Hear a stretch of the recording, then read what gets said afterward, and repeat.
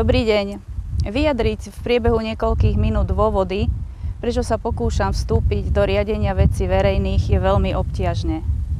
Je tisíce maličkostí a veľa veľkých vecí, ktoré nás denne donútia rozmýšľať o tom, či by to nemohlo byť inak a najmä lepšie.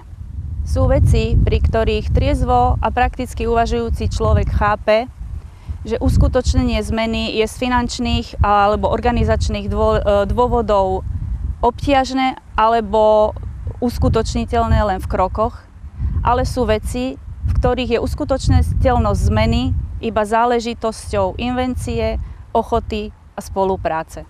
Som presvedčená, že pokiaľ ide o finančne a organizačne zložité záležitosti alebo jednoduché záležitosti, na uvedenie do života ktorých stačí len rešpektovať generačné a názorové spektra, základom každej pozitívnej zmeny je vôľa, spolupráca, tolerancia a komunikácia.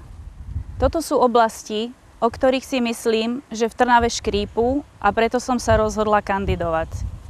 Moje meno je Mária Fuzáková, som nezávislou kandidátkou nominovanou stranou SAS do spoločnej kandidátnej listiny strán SDK, UDS a SAS v komunálnych voľbách v Trnave. Mojím volebným obvodom je obvod číslo 3, čiže Vodáreň, Hliny, Zátvor a Kopánka. Ďakujem vám za váš čas a želám všetko dobré.